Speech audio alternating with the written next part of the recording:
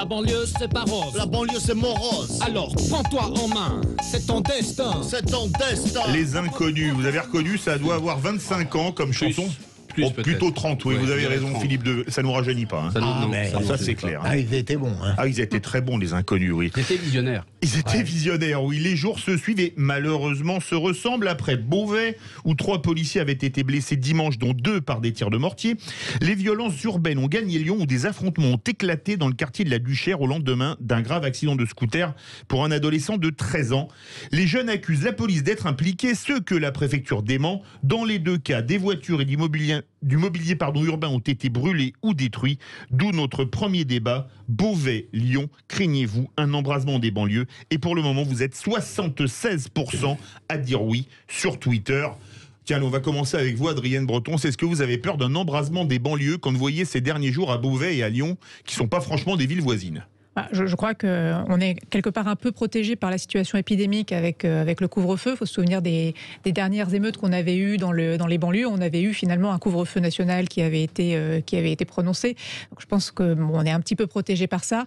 Ce qui peut par contre nous inquiéter, c'est qu'effectivement avec la situation épidémique et avec les vacances scolaires, on a eu beaucoup de jeunes qui se sont retrouvés en fait dans la rue avec aucun loisir, aucune association aucune association ouverte pour eux et qui finalement ont trouvé comme seule façon de s'occuper que de rejoindre une bande, que peut-être de se livrer à un certain nombre de trafics. Donc la vraie difficulté, je pense qu'on a dans ces quartiers, c'est qu'on a déjà des associations qui ont disparu progressivement depuis quelques années, avec notamment les emplois jeunes qui ont été supprimés en début de quinquennat. On craignait déjà qu'elles soient remplacées par des associations à tendance un peu islamique. Aujourd'hui, je pense qu'en fait, on n'a juste plus d'associations du tout. Et donc, pour pas mal de jeunes, eh bien, la pente glissante vers la délinquance est là. Après, ce que je disais tout à l'heure, quand on parlait de la police et de la justice et puis de Reims, moi, ce qui me préoccupe beaucoup, c'est la faible présence de forces policières visibles dans ces territoires-là. Je voyais, il y a un rapport du Sénat qui montre que le taux d'engagement de la police sur les territoires est en baisse constante depuis quelques années. Donc en fait, on a peut-être un peu plus de policiers depuis quelques années, parce que je crois qu'on recrute quand même, mais par contre, on ne les met pas sur le terrain. Donc moi je pense que la vraie réflexion qu'on devrait avoir, c'est est-ce qu'on ne devrait pas faire revivre une sorte de police de proximité, mais une police qui soit véritablement sur les territoires qui soit visible et qui dissuade ainsi les débuts de délinquance et les débuts de trafic dans ces territoires. Philippe Deveul, on donne la parole à la défense avant l'accusation. Moi, je pense que vous feriez bondir des policiers en disant ça, en disant qu'il n'y a pas assez de police. Il y a de la police, mais la police ne passe plus. Les pompiers ne passent plus, les médecins ne passent plus. C'est-à-dire qu'il y a un rejet de l'autorité de la République, c'est-à-dire de l'autorité républicaine française, face à une autorité de la mafia des drogues, de bandes organisées qui sont lourdement armées, qui ont des kalachnikovs, qui sont rangés dans les banlieues, dans les caves. Hein. Et pour le moment, il y a des tests, on tire avec des mortiers pour voir comment réagit la police, pour chercher l'affrontement, pour chercher la bavure, l'exploiter et tout embraser quelque part. Et ça, c'est inadmissible, parce que la France, elle doit être égalitaire au niveau de la sécurité. Il ne devrait pas y avoir une seule zone de non-droit sur ce territoire. Hein. On fait l'Europe. Vous avez vu ce que ça donne? On donne des leçons de morale au monde entier, on intervient à l'étranger, et chez nous, on n'a pas la paix. Je crois qu'il y a quand même un grand paradoxe que le politique devrait prendre en question, parce que le boomerang va être terrible. Philippe Bilger. Alors, Adrienne, là, je ne suis pas du tout de votre avis, parce que dans votre analyse... bien que ça arrive. Non, mais dans votre analyse, et j'ai senti que vous mettiez l'accent sur des défaillances structurelles et qui... oublie, à mon avis, l'essentiel depuis des années, c'est qu'il y a une responsabilité des voyous et des transgresseurs. Alors, dans les jeunes qui se révoltent et qui décident de s'en prendre à la police sous n'importe quel prétexte, et parfois même en lui tendant des guet-apens, il n'y a pas qu'une multitude de voyous, mais je pense que là, d'abord, est le problème. C'est-à-dire qu'on a des catégories de jeunes gens qui dramatiquement ne considèrent plus la France comme une communauté nationale, mais leur quartier et leur cité comme leur patrie. C'est déjà fondamental. Deuxième élément, je crois que l'État et le pouvoir sont très lâches à l'égard de la police. Ils ne la soutiennent pas assez, de mon point de vue. Et troisième élément, en réalité, le pouvoir politique dont je viens de parler se rend sur place, console, va encourager, va promettre, mais ne va rien faire. Parce que, comme le dit Philippe, ça fait longtemps qu'en réalité, tout cela aurait dû être fait. Et j'ajoute, bien sûr, pour satisfaire votre côté très humaniste, Adrienne, sans ironie, c'est que je pense que malheureusement, tout cela a commencé aussi au niveau des familles, une éducation pas faite, peut-être même du social pas assez aménagé, mais je pense que la responsabilité centrale aujourd'hui, elle est dans ces bandes, dans ces transgresseurs, dans cet Algérien qui commet le pire. Adrienne Breton, c'est après on va au 0826 300 300. Alors d'abord sur les événements des dernières semaines, en fait on a des événements qui n'ont pas grand chose à voir dans les violences qu'on a pu avoir dans l'Essonne et qu'on a aujourd'hui à Beauvais.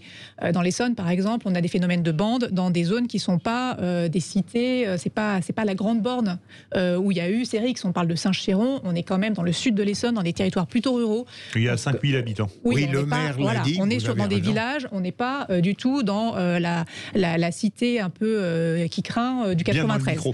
Donc sur ces territoires-là, pour moi, on est quand même sur un phénomène qui est aussi lié au désœuvrement de la jeunesse. C'est pour ça que je mettais l'accent sur la vie associative et sur les effets négatifs du confinement sur une partie de la jeunesse, même si ça n'excuse absolument pas la violence qu'il y a pu y avoir.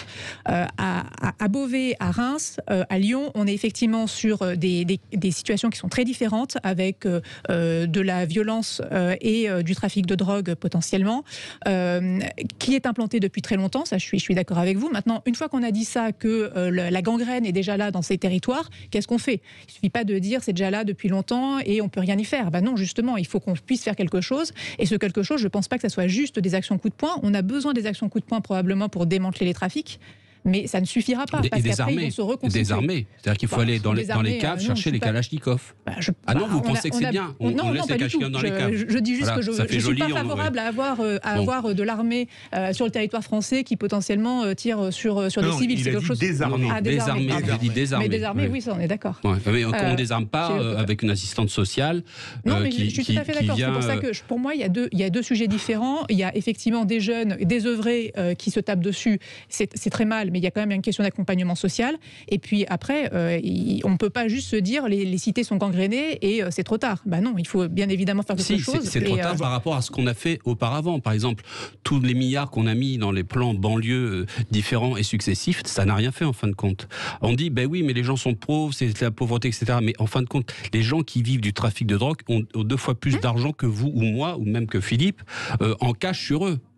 Et pour eux, d'aller bosser pour 1200 €, ça, ils n'ont pas envie, et ils préfèrent faire leurs 3 ou 4 000 € hebdomadaires et vivre comme ça, et de rendre de compte à personne. C'est pour ça qu'il y ait une réaction de démantèlement de tous ces trafics. On le sait, donc il ne faut pas dire on est surpris. Ah bah non, on n'est pas surpris. Mais par contre, on aimerait effectivement avoir des vrais policiers dans ces territoires. Direction le 0826 300 300. On n'est ni à Beauvais, ni à Lyon. Direction Beaucaire. Bonsoir Olivier. Bonsoir Adrien, bonsoir les deux filles. Bonsoir. Ouais, on entend qu'on est à Beaucaire, vous avez l'accent du Sud. Bienvenue sur Sud Radio, ça rime. Qu'est-ce que vous en pensez?